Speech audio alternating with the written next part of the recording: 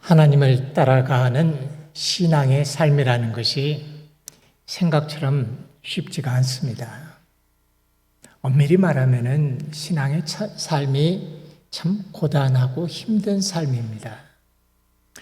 신앙의 삶이 왜 그렇게 쉽지 않을까요?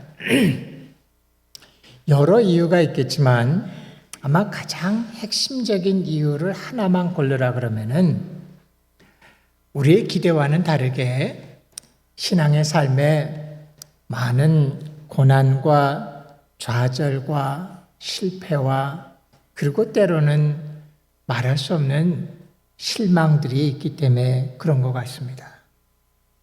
우리가 아주 쉽게 쉽게 배워온 하나님은 우리를 사랑하시고 우리와 함께 하시고 우리를 지키시고 우리를 보호해 주시는 분입니다.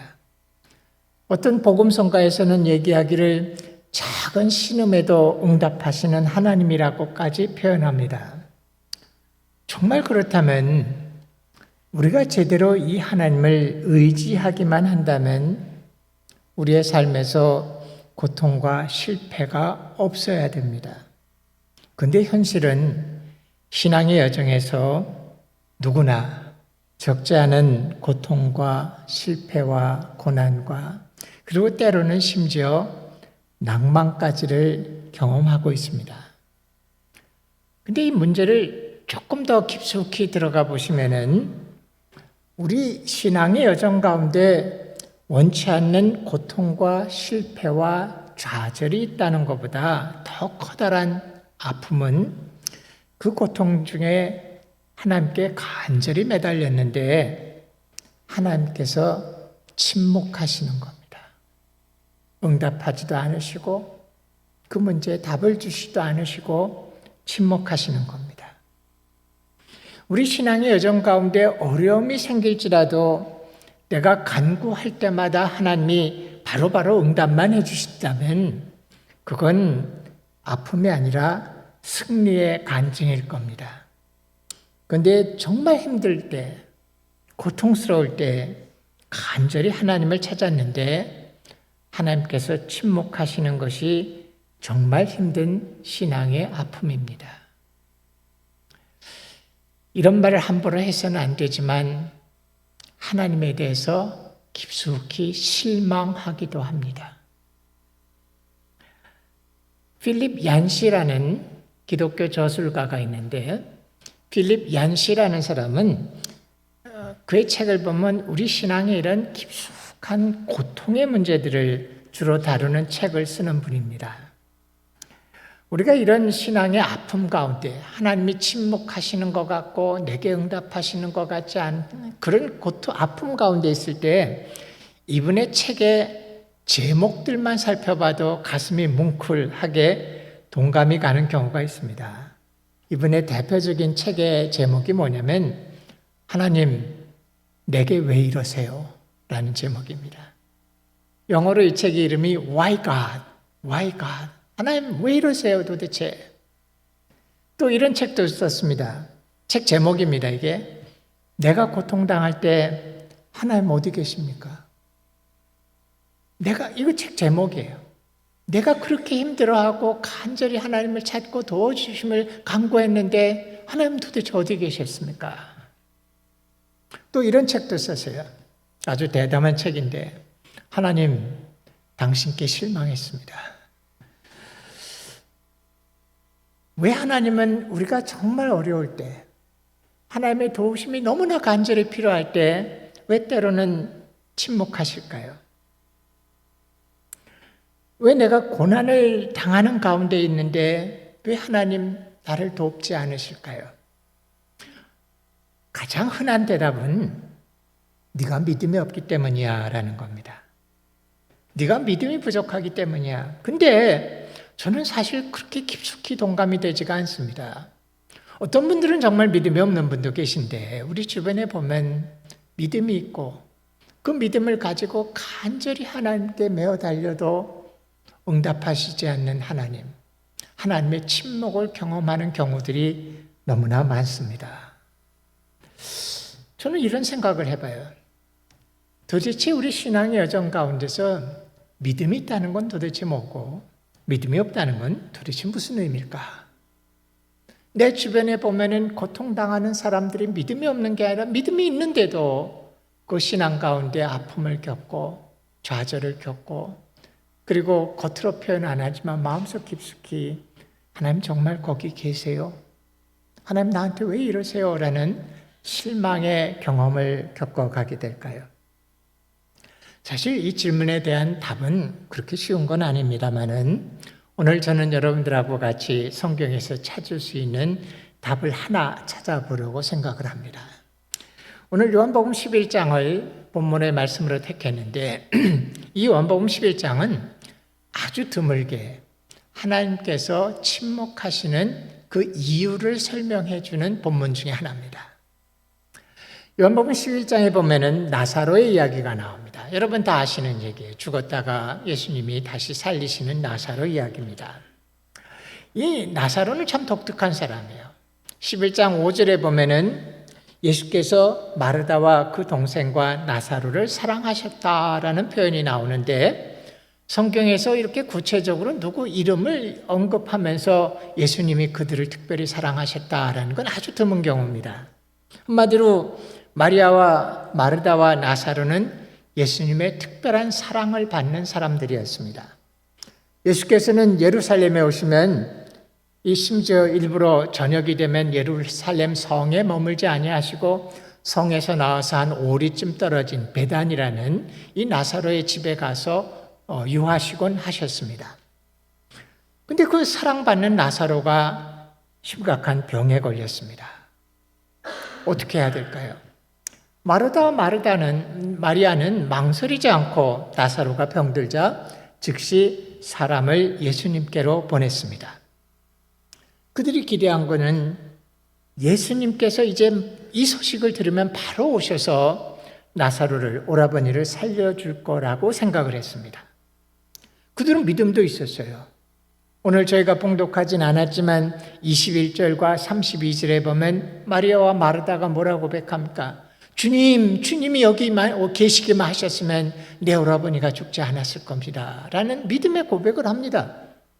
때문에 그들은 기대한 것은 사랑하는 나사로가 병들었다는 말을 듣기만 하면 예수님께서 급히 달려오셔서 오라버니를 살려줄 거라고 확실하게 믿었습니다. 그리고 초조하게 기다렸습니다.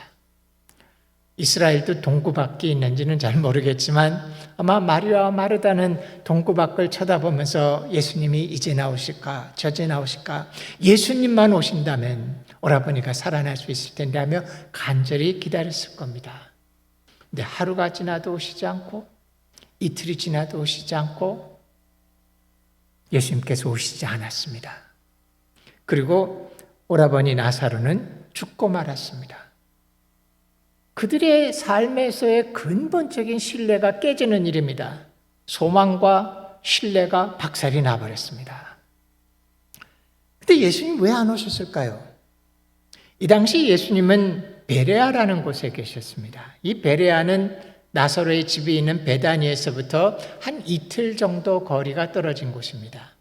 아주 서둘러서 오면 이틀보다도 적은 시간에 도달할 수 있는 그런 곳이었습니다.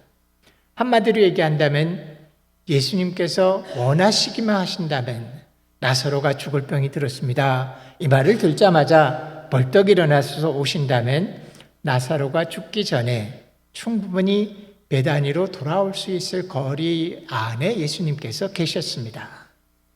이상한 거는 6절에 보면 나사로가 죽어갑니다라는 그 급한 소식을 듣고 나서 예수님께서는 오히려 그 계시던 곳에 일부러 이틀을 더 유하셨다라고 얘기를 하십니다. 이해할 수 없는 일이죠. 그리고 이틀 후에 떠나서 하루 반이 걸렸는지 이틀이 걸렸는지 베다니에 도착해 보니까 나사로가 죽은 지 나흘째 되는 날입니다. 요거를 잘 계산해 보면 유대인들은 한국 사람들처럼 생각합니다. 사람이 죽으면 그게 하루입니다. 그 다음 날은 이틀째입니다. 이런 식으로 계산을 잘 해보시면은 예수님께서 일부러 이틀을 더 유하셨다는 건 뭐냐면 나사로가 죽을 때까지 기다리고 계셨던 겁니다. 예수님 나사로가 죽을 줄 몰랐냐? 이 본문에 보면은 예수님께서는 나사로가 죽었다는 것을 베레아에서 이미 알고 계셨습니다. Why God? 하나님 왜 이렇게 하십니까? 하나님 왜 이렇게 하십니까? 믿음이 있는 사람이 신앙의 생활의 여정에서 사실 절대로 입에 내서는 안 되는 말이 뭐냐면 하나님 왜 이러십니까? Why God이라는 그 고백인데 솔직하게는 우리는 신앙의 여정의 삶 가운데서 수도 없이 많은 이 고백을 합니다. 하나님 왜 이러십니까? 하나님 왜 침묵하고 계십니까? 하나님 왜 안 오십니까? Why God? Why God? 오늘날의 세대를 밴딩 머신 제너레이션이라고 부릅니다. 한국말로 하면 자판기 세대라고 말하겠죠. 자판기 세대는 뭐든지 즉각 이루어져야 됩니다. 자판기란 건 동전을 집어넣고 버튼을 누르는 순간 밑에서 쿵쾅 소리가 나야 됩니다. 눌렀는데도 아무 소리가 밑에서 안 들리면 이거 고장난 겁니다. 발로 차고 흔들고 주인을 부르고 난리를 쳐야 됩니다. 알게 모르게 우리 신앙에서도 이 개념이 있어요. 하나님 왜 지체하십니까? 하나님 왜 내게 정말 아프고 힘들고 하나님 정말 당신의 뭔가 위로가 필요하고 문제 해결이 필요한데 왜 가만히 계십니까? 그런 신앙을 살 수뿐이 없습니다. 근데 이 요한복음 11장에 보면은 4절에서 이렇게 얘기하십니다. 나사로가 죽어간다는 말을 듣자마자 예수님께서 뭐라고 말씀하시냐면 이 병은 죽을 병이 아니니라 하나님의 영광을 위하며 하나님의 아들이 이로 말미암아 영광을 받게 하려 함이라. 15절에 가면 또 이렇게도 얘기하세요. 내가 거기 있지 아니한 것을 너희들을 위하여 기뻐하노니 이는 너희로 믿게 하려 함이라. 자기가 지금 가지 아니하시고 지체하고 계신 이유가 하나님의 영광을 이루기 위해서라고 말씀을 하십니다. 이게 도대체 무슨 말일까요? 만약에 나사로가 병들어서 지금 심각합니다, 죽어갑니다 라는 말을 듣고 예수님께서 벌떡 일어나서 밤이 새도록 걸으셔서 부지런히 돌아와서 나사로에게 손을 얹어서 병을 고쳤다라면 그는 예수님의 생애 가운데 일어난 수많은 병자를 고치는 사건 중에 하나에 불과한 것이었고 기억되지도 않았을 겁니다. 근데 하나님은 나사로가 죽어간다는 것을 아시면서도 그에게 특별한 계획을 가지고 계셨습니다. 그 계획을 뭐라고 말씀하셨냐면 하나님의 영광을 이루기 위해서 내가 기다린다라고 얘기하시는 겁니다. 이게 도대체 무슨 말일까요? 이 요한복음 11장의 배경을 보시면은 이 나사로를 살린 사건 바로 뒤에 뭐가 일어납니까?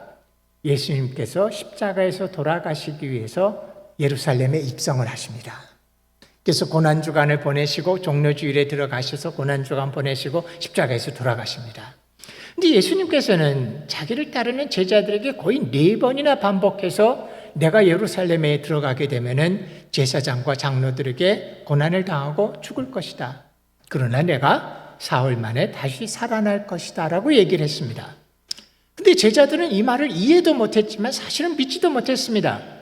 근데 예수님은 십자가의 사건에 가시기 전에 제자들에게 뭐를 보여주셔야 되냐면 내가 죽었다가 우연히 사는 게 아니라 나는 죽음의 세계 너머에서부터 사람을 다시 생명의 세계로 옮겨올 수 있는 권능을 가지고 있다는 걸 보여줘야만 됐습니다. 그래야지만 예수의 부활이 우연히 일어난 사건이나 그런 게 아니라 하나님의 권능으로 이루어진다는 것을 제자들이 믿게 될 수 있기 때문에 그렇게 하셔야 됩니다.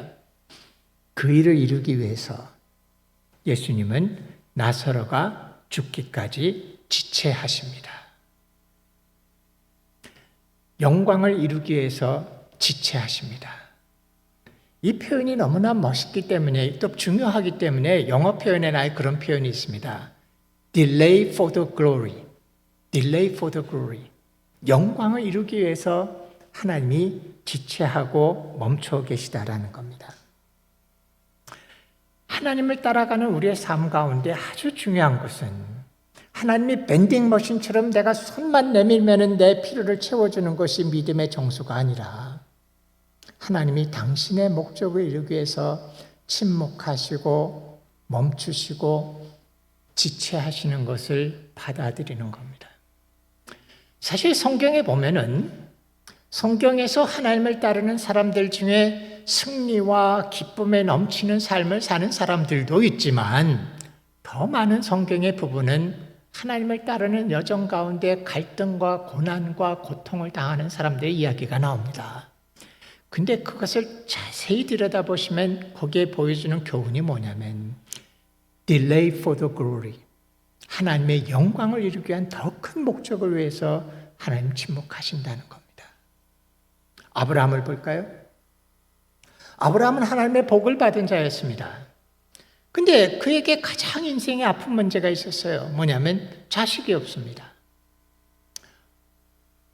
이 당시만 해도 자식이 없다는 건 저주입니다. 모든 삶의 목적과 의미를 잃어버리는 겁니다. 근데 하나님이 아브라함에게 약속을 주십니다. 그가 75이 되어서 가나안 땅으로 오게 하실 때 약속을 주시기를 너의 자손이 큰 무리가 되게 할 것이다 라는 약속을 주셨습니다. 여러분 75세에 아이를 낳을 수 있습니까? 예, 뜻밖에도 낳을 수 있습니다. 오래전에 제가 이 제일교회 대학부를 가르치고 있을 때 언젠가 어느 형제가 간증을 하는데 이런 얘기를 했어요. 저희 아버님은 제가 고등학교 때 돌아가셨습니다. 그래서 제가 마음에 안 돼서 아버님이 일찍 돌아가셨구나 그랬더니 그 형제가 눈을 동그랗게 뜨고 아니요, 저희 아버님 70 후반에 돌아가셨습니다. 제가 놀래가지고 도대체 그럼 아버님이 형제를 몇 살에 낳았다는 말이냐. 드물지만 남자가 70대에 아이를 낳는 일이 있습니다. 가끔 역시 드문 일이고 토픽에 나올 만한 일이지만 여성이 60대에 아이를 낳을 수 있습니다.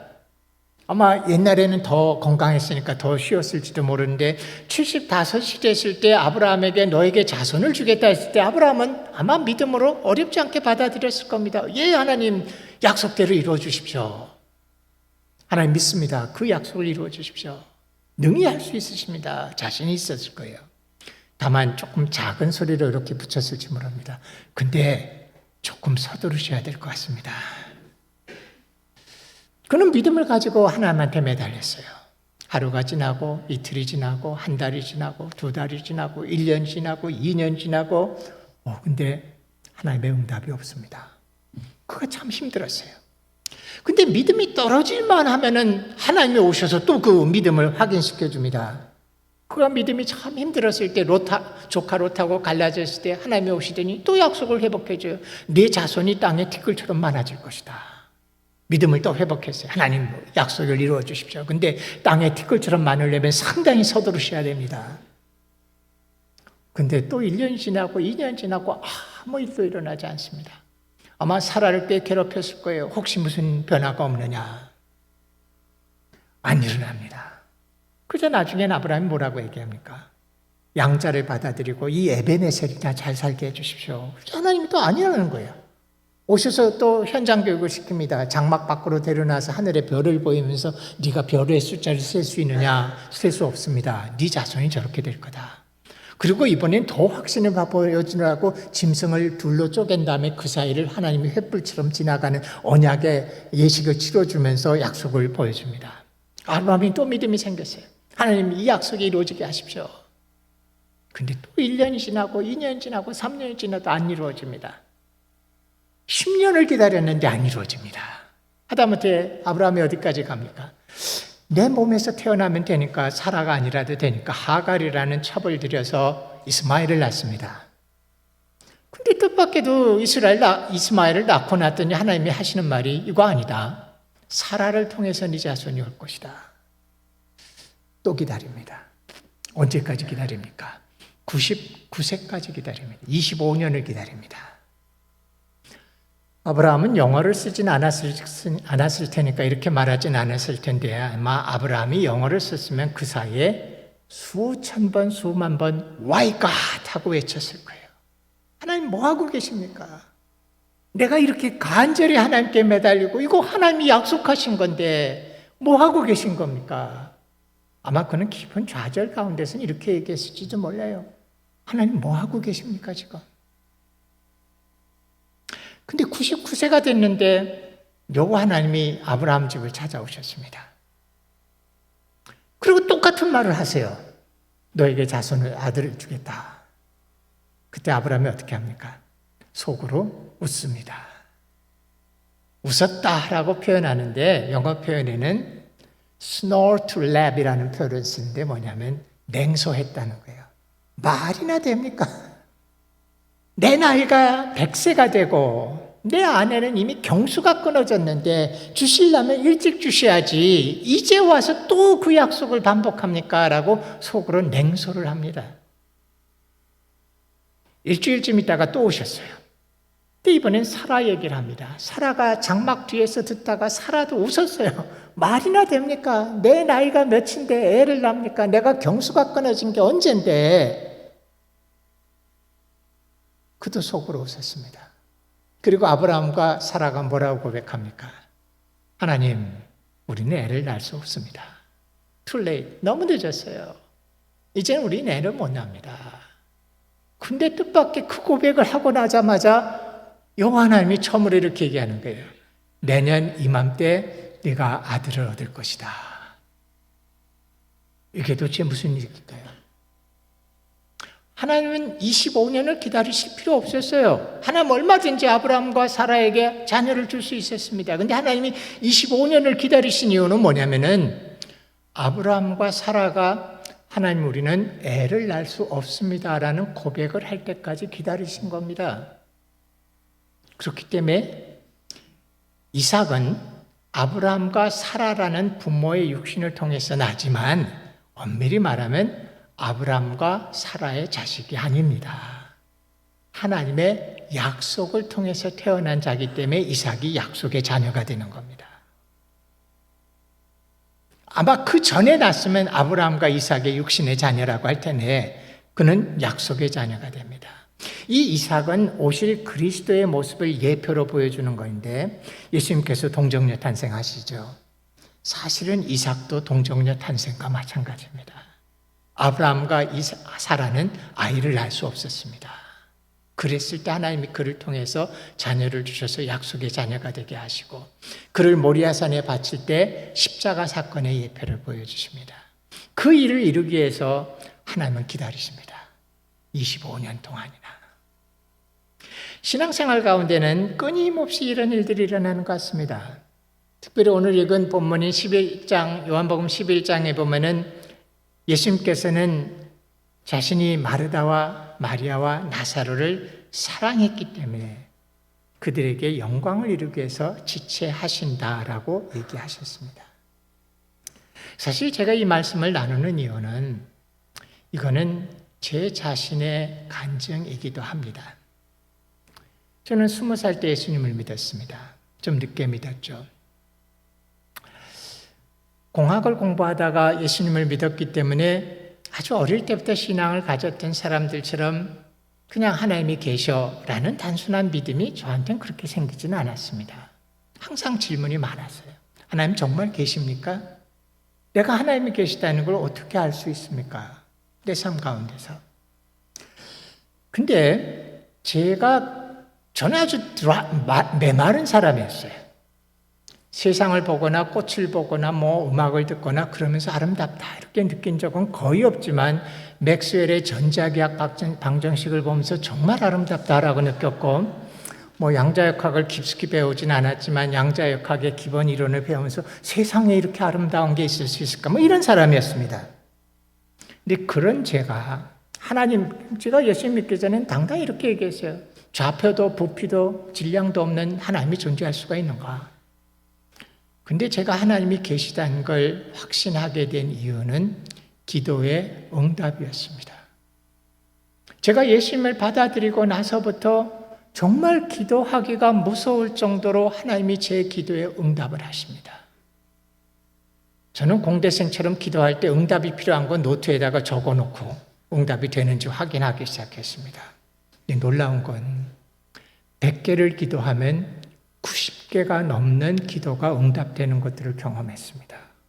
처음엔 우연히 그렇게 될 수도 있지 라고 생각했는데 우연이 너무나 쌓이다 보니까 어느 날 제가 고백할 수뿐이 없는 게 하나님이 정말 살아계시구나. 하나님이 내 기도를 듣고 계시구나.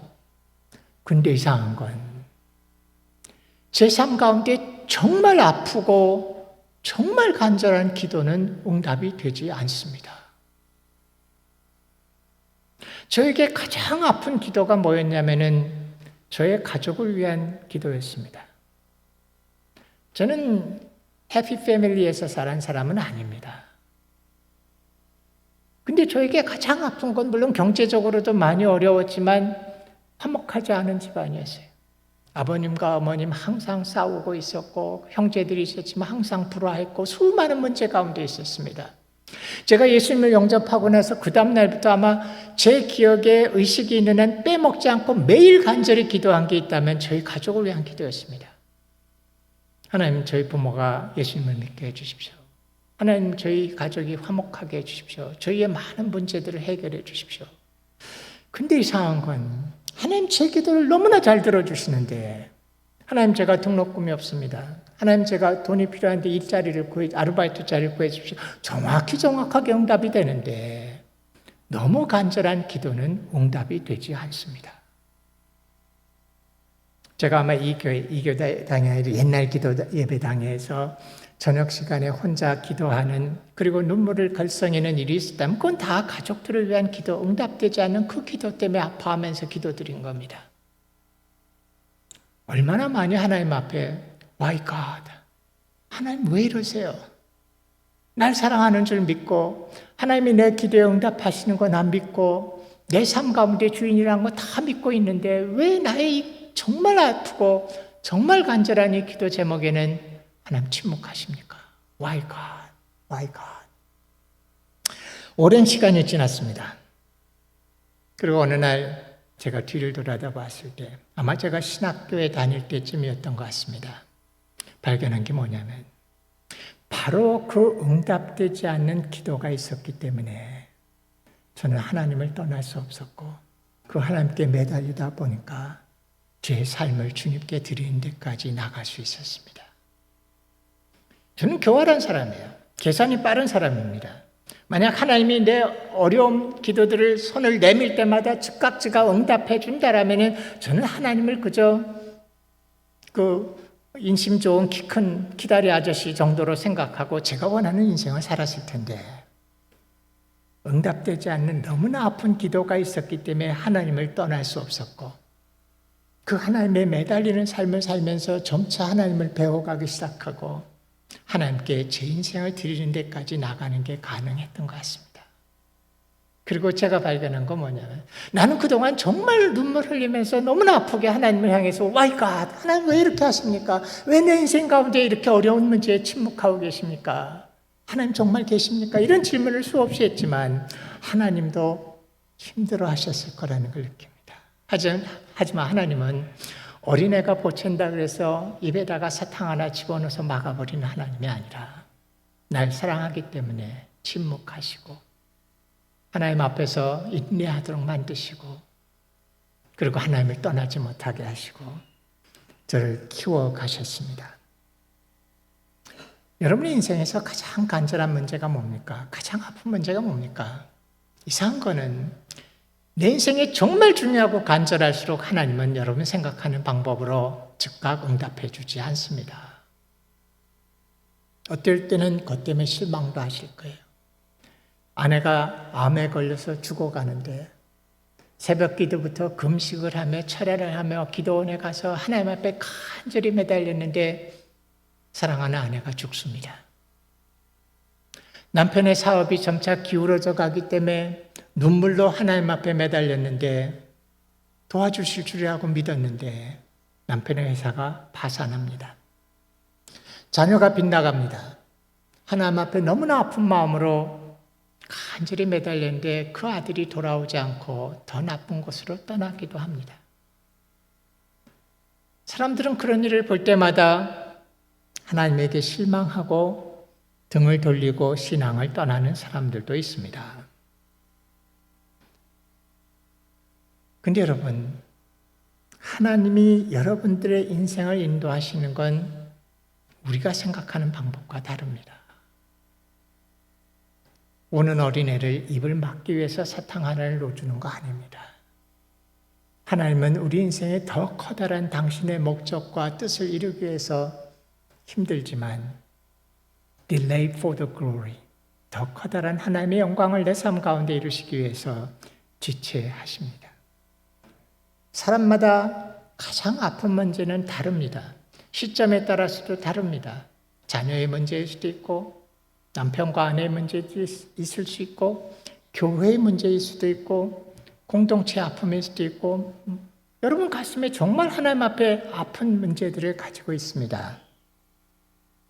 하지만 하나님은 여러분 생각보다 더 큰 그림을 갖고 계시다는 것을 기억하십시오. 믿음이 있다는 것은 내가 기대하는 대로 이루어질 거라는 신념이 아닙니다. 그렇게 가르치기도 해요. 근데 그런 가르침은 어린아이들을 가르칠 때 하는 겁니다. 신앙이란 건 내가 원하는 대로 이루어지는 것이 신앙의 깊이 있는 신앙이 아니라 내 뜻대로 이루어지지 않아도 하나님, 그분에 대한 절대적 신뢰를 배워가는 것이 신앙입니다. 어제 저녁에 어떠한 세미나에 갔다가 나로호 얘기를 들었습니다. 지난번에 우주에 올라간 우주선 있죠. 우주선의 그 커다란 모양은 대부분 1단 로켓입니다. 그거는 원점 고도까지 이 로켓을 올려줍니다. 근데 그 고도에 도달하면 1단이 분리돼야 돼요. 나로 2차 발사가 실패한 이유는 분리가 안 됐기 때문에 그러죠. 그게 무겁기 때문에 그거 달고 있으면 더 못 올라갑니다. 신앙을 처음 시작할 때는 우리를 어린애처럼 대답하실 때는 하나님이 어린애처럼 대해 주십니다. 하지만 언제는 그것을 떨궈야 됩니다. 우리의 믿음은 내 뜻대로 하나님이 움직이는 거 아닙니다. 내가 원하는 대로 이루어질 거라고 확신하는 게 믿음이 아닙니다. 환경과 모든 것이 내가 원하는 것과 다르게 갈지라도 하나님 그분이 더 커다란 일들을 위한 계획을 가지고 내 인생을 인도하신다라는 그분에 대한 절대적인 신뢰를 가지는 겁니다. 필립 얀시의 책에 보면 이런 얘기를 해요. 하나님은 우리 인생 가운데 퍼즐판에 퍼즐이 완성된 것 같은 큰 그림을 갖고 계십니다. 근데 우리는 그 퍼즐의 한두 개의 쪼가리만을 갖고 있는 작은 그림뿐이 볼 수가 없습니다. 근데 신앙생활이란 건 뭐냐? 이 조그만 한두 개의 퍼즐 쪼가리만을 보고 있으면은 온갖 불신앙의 증거들이 수없이 나타나는데 이 작은 그림 가운데서 발견하는 온갖 불신앙의 증거에도 불구하고 더 큰 그림을 갖고 계신 하나님을 믿는 것, 그게 믿음입니다. 하나님 앞에 아픔이 있으십니까? 요즘에 여러분들의 신앙의 삶이 기쁨이라기보다는 힘들고 불편하고 하나님 앞에 실망하는 것들이 있습니까? 저는 여러분 마음속 깊숙이 있는 게 뭔지 잘 모릅니다.